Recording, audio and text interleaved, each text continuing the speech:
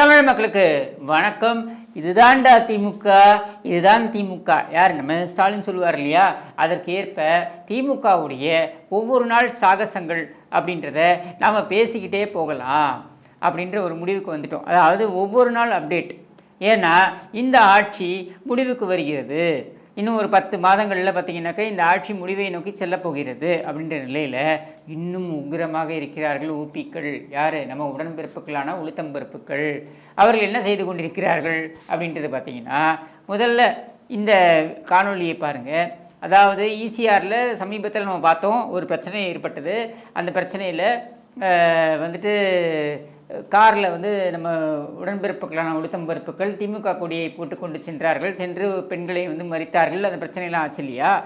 அப்போது அவங்க திமுக கொடியை போட்டிருந்தாலும் அவர்கள் திமுகவினர் கிடையாது அப்படின்னு சொன்ன இந்த RS பாரதி வகையறாக்களுக்கு இந்த வீடியோவை காணிக்கையாக சமர்ப்பிக்கிறோம். என்ன அப்படின்னா, இதில் பாருங்கள் நீங்கள்.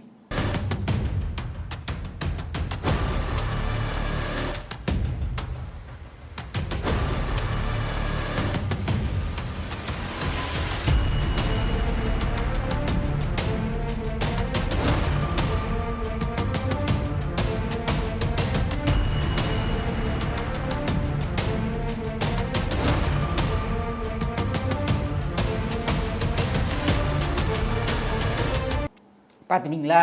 இப்போ இவங்க திமுகவோட உறுப்பினர்களா அல்லது இவர்கள் திமுகவுடைய அனுதாபிகளா அல்லது இவர்கள் அதிமுகவுடைய ஒன்றுவிட்ட மச்சானுடைய அத்தையுடைய அண்ணனுடைய பெண்ணுடைய உறவுக்காரர்களா அப்படின்றது RS பாரதியை விவரிக்கிட்டோம். இதை பேசிக்கொண்டிருக்கின்ற அதே தருணத்தில் அப்படியே டேக் டைவர்ஷன் அப்படின்னு எடுத்துகிட்டு போனோம்னாக்க சேலத்தில் இருக்கக்கூடிய ஒரு திமுக உடன்பிறப்பான உளுத்தம்பருப்பு திடீரென்று சோறு திங்க ஆரம்பித்து விட்டார். ஏன்னா உப்பு போட்டு சாப்பிட்றீங்களான்ற கேள்வி நம்ம திமுக காரங்களை பற்றி கேட்க மாட்டோம், கூட்டணி கட்சிக்காரங்களை பற்றி கேட்போம். திமுகவுடைய கூட்டணி கட்சிக்காரங்களை பற்றி கேட்போம். ஆனால் திமுகவுடைய உடன்பிறப்புகளான உளுத்தம்பருப்புகள் அவர்கள் சோறு தின்பதை நிறுத்தி பல காலங்களாகி விட்டது. அவங்க என்ன சொல்கிறாங்க அப்படின்னா, அதில் சேலத்தில் இருக்கக்கூடிய ஒரு கட்சி பிரமுகர் ஒரு கடிதம் எழுதியிருக்கிறார். அந்த கடிதம் என்ன அப்படின்னு பார்த்தீங்கன்னா, அந்த கடிதம் என்ன சொல்லுகிறதுனா, விலகல் அறிவிப்பு அப்படின்னு சொல்லிட்டு. அது என்ன அறிவிப்பு? அனைவருக்கும் வணக்கம். அப்படியே படிக்கிறேன் நான். அனைவருக்கும் வணக்கம். திராவிட முன்னேற்ற கழகத்தின் சேலம் மத்திய மாவட்ட கழகத்தில் தகவல் தொழில்நுட்ப அணியில் முன்னாள் மாவட்ட துணை ஒருங்கிணைப்பாளராகவும் தற்போதைய ஒன்றிய பிரதிநிதியாக செயல்பட்டு வந்த சேலம் MP எழிலரசன் ஆகிய நான் 4/2/2025 இன்று முதல் கீழ்காணும் காரணங்களால் கட்சியில் இருந்தும் அடிப்படை உறுப்பினர் உள்ளிட்ட அனைத்து பொறுப்புகளில் இருந்தும் விலகிக் கொள்கிறேன் அப்படின்னு சொல்கிறார். என்ன இந்த உடன்பிறப்பான உளுத்தம்பருப்பு சொல்கிறாருன்னா, காரணங்கள் என்ன அப்படின்னு பார்த்தீங்கன்னா, திமுக கட்சியில் தலித்துகளுக்கு பாதுகாப்பு இல்லை, தெரிந்த விஷயம் தானே. கட்சியில் எந்த முக்கியத்துவமும் அளிப்பதில்லை, அதுவும் தெரிந்த விஷயம் தானே. பேரனுக்கு பேனர் வைக்கவும், அதுதானே முக்கியமான விஷயம். போஸ்டர் ஓட்டவும் நிலை வெகு தொலைவில் இல்லை, இதற்கு நாங்கள் தயாராக இல்லை. மானமுள்ள ஊப்பி. ரொம்ப அரிதிலும் அரிதான விஷயம் இல்லையா? திமுக காரனுக்கு வெக்கம், மானம், சூடு, சொரணை இருக்கிறது எவ்வளோ பெரிய விஷயம். கண்டிப்பாக இந்த உடன்பிறப்பான உளுத்தம்பருப்புக்கு பாராட்டு விழாவே எடுக்கணும். எனவே இனியும் என்னால் இந்த கட்சியில் செயல்பட முடியாத நிலை ஏற்பட்டுள்ளது. இது நாள் வரை ஒத்துழைப்பு நல்கிய கழக உறுப்பினர்கள் அனைவருக்கும் நன்றியை தெரிவித்துக் கொள்கிறேன். நன்றி நன்றி நன்றி அப்படின்னு சொல்லி முடிச்சிருக்கார். இது பேசிக்கொண்டிருக்கின்ற அதே தருணத்தில்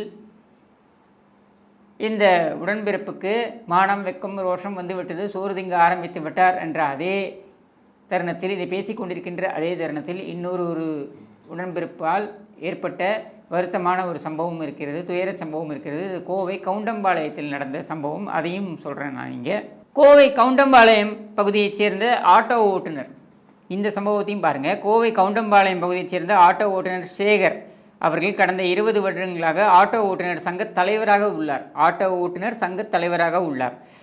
அதனால் அந்த பகுதியில் சங்கத்தின் சார்பில் பெயர் பலகை வைத்ததால் சில திமுக பிரமுகர் சரத் உட்பட அவருடைய நண்பர் அவர்களோட எதிர்ப்பு தெரிவித்து மிரட்டி உள்ளார். மீறி பெயர் பலகை வைத்ததால், அதாவது இந்த ஆட்டோ ஓட்டுநர் சங்கர் என்பவர் பெயர் பலகையை வைத்த காரணத்தினால், சேகர் என்பவர் பெயர் பலகையை வைத்த காரணத்தினால் காவல்துறை ஆய்வாளர் மூலம் பொய் வழக்கு போட்டு ஒரு பெயர் பலகைக்குங்க. இந்த சேகர் என்பவர் ஆட்டோ ஓட்டிக்கிட்டு இருக்கார். அவருக்கும் அங்கே இருக்கக்கூடிய திமுக பிரமுகர் சரத்துக்கும் பிரச்சனை. பெயர் பலகையை யார் வைப்பதுன்னு. இந்த பெயர் பலகையை இவர் வைத்தார் என்பதனால, இந்த சேகர் என்பவர் வைத்தார் என்பதனால திமுக பிரமுகர் சரத் என்பவரால் மிரட்டப்பட்டுள்ளார். அதுவும் யாரை வைத்து? அங்கே இருக்கக்கூடிய காவல்துறை அதிகாரியை வைத்து. அங்கே இருக்கக்கூடிய காவல்துறை ஆய்வாளர் மூலம் பொய் வழக்கு பதிவு செய்து அவரது மகனை கைது செய்ததால், அவரை கூட கைது செய்யவில்லை, அவருடைய மகனை கைது செய்தால் அவர் மனம் உடைந்து போய்விட்டார். அவரே ஆட்டோ ஓட்டி அவர் பையனை படிக்க வச்சு எதையோ ஒன்று தேத்தணும்னு பார்க்குறாரு. அவர் மகனை போய் அவர் வாழ்க்கை, அதாவது ஒரு இளைஞனை கொண்டு போய் சிறையில் வைக்கும் பொழுது அல்லது கேஸ் ஃபைல் பண்ணும்போது, எஃப்ஐஆர் போடும்பொழுது அவரோட கெரியரே ஸ்பாயில் ஆகும். எந்த தந்தை தாங்கிக் கொள்வான்? அதை பொறுக்க முடியாத அவர் மனம் உளைச்சல் ஏற்பட்டு மரண வாக்குமூலம் எழுதி வைத்து தீக்குளித்து இறந்து விட்டார். அவரது மரணத்துக்கான காரணமான திமுக பிரமுகர் சரத் மற்றும் காவல்துறை அதிகாரி மீது உரிய நடவடிக்கை எடுக்காததை இங்கே பார்க்க வேண்டியதாக இருக்கிறது. மரண வாக்குமூலத்தை எழுதியிருக்கிற அந்த கடிதத்தை நீங்களே பாருங்கள். அதில் மிக தெளிவாக நீங்கள் கூட சொல்லலாம் தனிப்பட்ட பகையாக இருக்கலாம்ன்ட்டு. இல்லை, பெயர் பலகையில் ஒரு பிரச்சனை ஏற்படுது, அதுக்காக அவர் மகனை பொய் வழக்கில் கொண்டு போய் சிக்க வைப்பீங்களா? காவல்துறையில் உங்களுக்கு இருக்கக்கூடிய இதை வச்சு, உங்களுக்கு அதிகாரத்தை வைத்துக்கொண்டு, உங்களுக்கு இருக்கக்கூடிய அந்த பலத்தை வைத்துக்கொண்டு நீங்கள் இந்த மாதிரி செய்வீங்களா? இறந்து போயிட்டார், இந்த உயிரை திருப்பி கொண்டு வர முடியுமா? எதுவும் திமுகவால் தான் அந்த மரண வாக்குமூலத்தில் திமுக என்பதனை குறிப்பிடுகிறார். ஏன்னா காவல்துறை ஆய்வாளர் எதற்காக செவிமடுக்க வேண்டும்? திமுக என்பதனால தான் செவிமடுக்கிறார். இந்த கொடுமையும் அடங்கியிருக்கிறது. இது எல்லாம் நடந்துக்கிட்டு இருக்கு அப்படின்னும் பொழுது காவல்துறை ஏன் இப்படி செயல்பட்டு கொண்டிருக்கிறது? அதுவும் முதலமைச்சருடைய நேரடி பார்வையில் செயல்படுகின்ற காவல்துறை ஏன் இப்படி நடந்து கொண்டிருக்கு அப்படின்ற நிலையில் ராமாபுரத்தில் சம்பவம் நடைபெறுகிறது. என்ன தெரியுமா? ஒருத்தர் நடந்து போயிட்டு இருக்காரு, பார்த்தா ரோட்டில் விழுந்து இருக்குது. என்ன விழுந்து இருக்குது? ஏதோ ஒரு பாட்டில் விழுந்து இருக்குது, இல்லை ஏதோ பணம் மூட்டை விழுந்து இருக்குது அப்படின்னா கூட ஏதோ ஆச்சரியப்படலாம். சரி, ஏதோ இருக்குப்பா அப்படின்ட்டு. அப்படிலாம் இல்லை. AK-47 கனரக துப்பாக்கி, AK-47 துப்பாக்கியும் 30 தோட்டாக்களும் நடு ரோட்டில் விழுந்து இருக்குதுங்க. சென்னையில் பிரதான சாலையாக இருக்கக்கூடிய ராமாபுரத்தில் இருக்கக்கூடிய சாலையில் விழுந்து இருக்குது. இந்த செய்தியை தந்தி தொலைக்காட்சி வெளியிடுகிறது. அந்த பக்கம் நடந்து போனவர் அவர் அதை எடுத்துக்கிட்டு போய் கொடுக்குறாரு. யார்கிட்ட கொடுக்குறாரு? காவல் நிலையத்தில் போயிட்டு இந்த மாதிரி கீழே விழுந்து கிடந்ததுங்க இது அப்படின்னு சொல்லிட்டு. இது எங்கேருந்து வந்தது, எப்படி வந்தது? எதுவும் AK-47 அப்போ ஏதோ நாட்டு துப்பாக்கி, அதை எடுத்துகிட்டு போனாங்க, சுட்டாங்க, இதெல்லாம் நம்ம கேள்விப்பட்டிருக்கோம். ஆனால் AK-47 துப்பாக்கியே ரோட்டில் விழுந்து கிடக்குது அப்படின்ற அளவுக்கு சட்டம் ஒழுங்கு அவ்வளோ சிறப்பாக இருக்கிறது ஸ்டாலின் ஆட்சியில் அப்படின்றத நம்மளால் பார்க்க முடிகிறது. இதில் கூத்து என்னென்னா, இந்த செய்தி போடப்பட்ட வெளியிடப்பட்ட ஒரு சில நிமிடங்களிலேயே நீக்கப்பட்டது. எதற்காக போட்டார்கள், எதற்காக நீக்கினார்கள், யார் மிரட்டலின் அடிப்படையில் நீக்கினார்கள், நமக்கு எதுவும் தெரியாது. அடுத்து இன்னொரு செய்தி இதே தந்தியில் வருது. என்னென்னா, கிளாம்பாக்கத்தில் 16 வயது பெண், அந்த பெண் ஒரு ஆட்டோவில் ஏறுறாங்க, அட்ரஸ் தெரியாமல் இருக்காங்க, ஆட்டோவில் ஏறுறாங்க. ஏறும் பொழுது அந்த ஆட்டோவில் அவர் கடத்தப்படுகிறார் அப்படின்ற ஒரு தகவல் வருகிறது. பயங்கரமான ஒரு பிரச்சனை ஆகிறது, அங்கே பரபரப்பு ஆகிறது. காவல்துறை துரத்தை கொண்டு ஓடுகிறது. துரத்தை கொண்டு ஓடும்பொழுது அந்த ஆட்டோவிலிருந்து அந்த பெண் இறக்கி விடப்பட்டு ஆட்டோ எஸ்கேப் ஆகிடுறாங்க. எப்படி எஸ்கேப் ஆப்பாங்க நமக்கு தெரியாது. ஆனால் இந்த சம்பவம் நடந்திருக்கிறது. எதற்காக அந்த சிறுமி கடத்தப்பட்டால், யார் அந்த கடத்தியவர்கள், இது எதுவுமே தெரியல. இந்த சம்பவத்தை தெரிவிக்கிறாங்க. தந்தி டிவியில் வருது, நியூஸாக வருது. இது சில நிமிடங்களெல்லாம் இதுவும் நீக்கப்படுகிறது. எதுக்காக செய்தி வருது, எதுக்காக நீக்கிறீங்க, யாருடைய மிரட்டலின் அடிப்படையில் நீக்கிறீங்க? சட்டம் ஒழுங்கு அப்போது இங்கே சந்தி சிரித்து கொண்டிருக்கிறது. ஒரு பக்கம் பார்த்தீங்கன்னாக்கா காவல்துறையை வைத்து ஆளுங்கட்சியினர் அராஜகத்தில் ஈடுபடுகிறார்கள். பல உயிர்கள் போகிறது.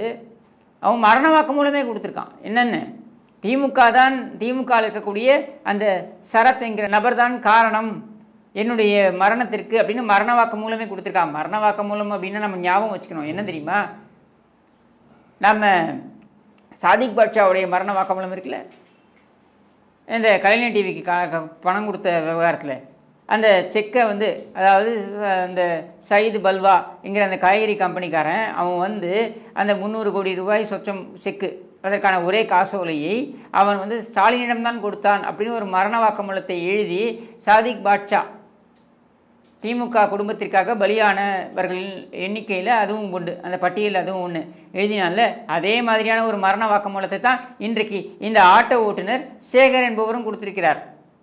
சாதிக் பாட்ஷா குடும்பத்திற்காவது ஏராளமான சொத்து இருந்தது. இந்த ஆட்டோ ஓட்டுநர் சேகருக்கு என்ன இருந்திருக்க முடியும்?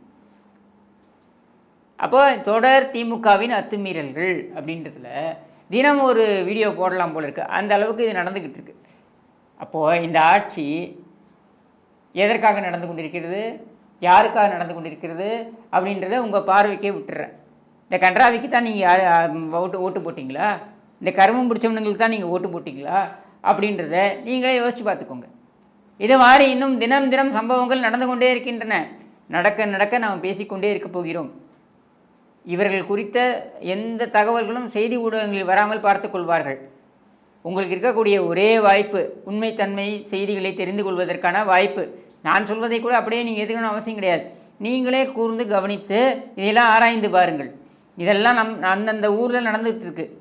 இதெல்லாமே திமுக அல்லது திமுக தொடர்புடைய அல்லது திமுகவுடைய தாக்கத்தினால் நடந்து கொண்டிருக்கிறது அப்படின்றத நம்மால் பார்க்க முடிகிறது. இதற்கு விடிவுதான் என்ன என்றால் உங்கள் கையில் தான் இருக்கிறதுன்னு வழக்கம் போல சொல்லி விடைபெறுகிறேன். நன்றி, வணக்கம்.